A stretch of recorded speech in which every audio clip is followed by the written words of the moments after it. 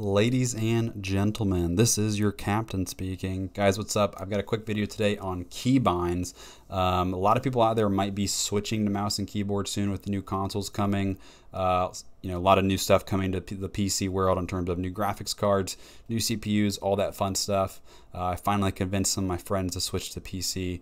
So figuring out keybinds for Warzone is very confusing. The default keybinds are okay. They're not the best. I don't think they're the best optimized.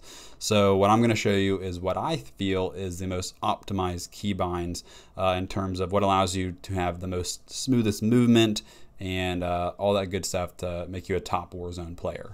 All right, guys, so let's start with movement in Warzone. So obviously your WASD is going to be your strafing buttons. Forward, left, right, backwards, not going to change those. I do have raised keys here. If you're brand new to keyboard, I highly recommend getting these. Typically by brand will sell them. So for me, Corsair sold these. Very nice, easy to kind of find those and get back to them. But if you've been playing keyboard for a while, not necessarily required. Space is going to be your jump. Obviously, we're not going to change that either. We are going to change a few other things though. So in terms of general movement, I use shift to crouch. So it's a pinky hit, reaching that. Normally my pinky rests right there. And then some people will use the same key to do both crouching and proning, where you can hold to prone. I actually use a separate one. I use E, which is a little strange. The reason I use E is it's very quick and it's easy for me to tap that in a drop shotting type situation. I know drop shotting is not as pertinent in this game as other Call of Duties, but it's still useful and necessary to get to that quick, okay? So since E is typically the interact button, which is like to open a chest or open a door, I'm using X. Another little weird one, takes some getting used to. The reason I have X as my interact and not an E or F is E or F are keys you need to get to quickly. They're very easy to hit. X is still quick and easy to get to, but you never need to, you don't need that extra millisecond to open a box or open a door. So that's the reason I have that.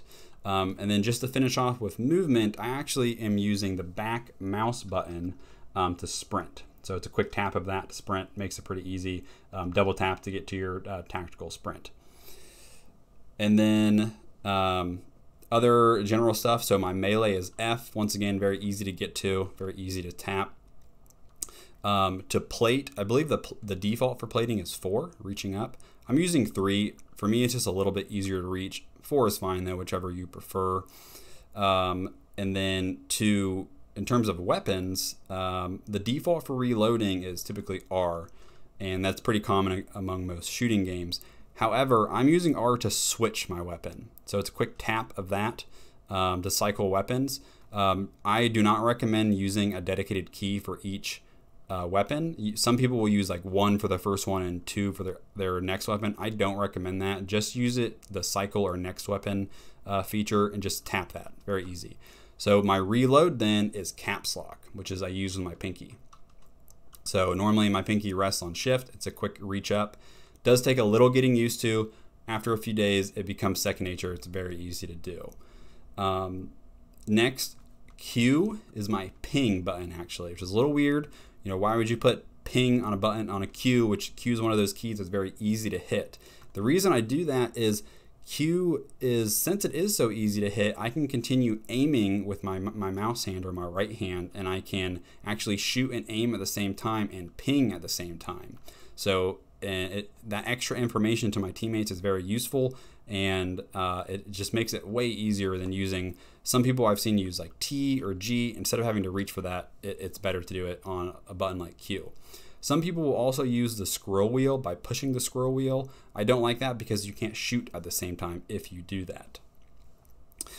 Just to finish off the keyboard, I am using 2, so reaching up like that for my UAV or my kill streak.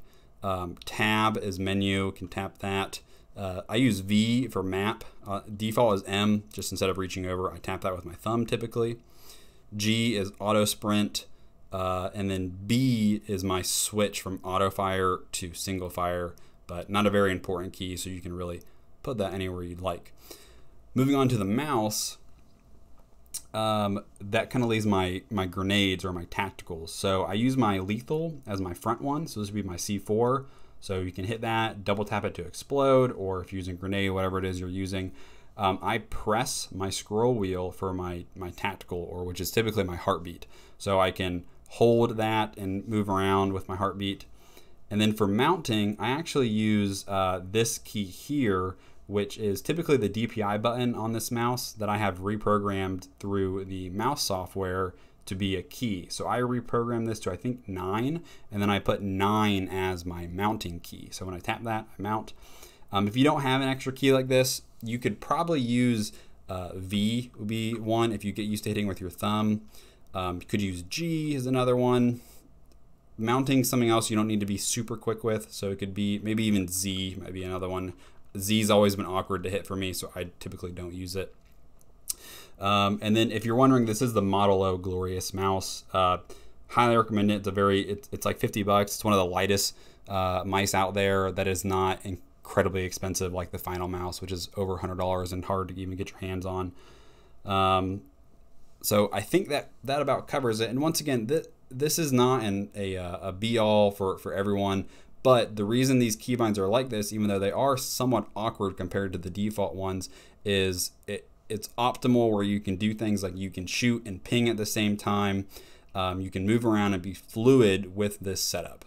So give it a try. Highly recommend it. It's hard to get used to, but once you do, it makes a big difference.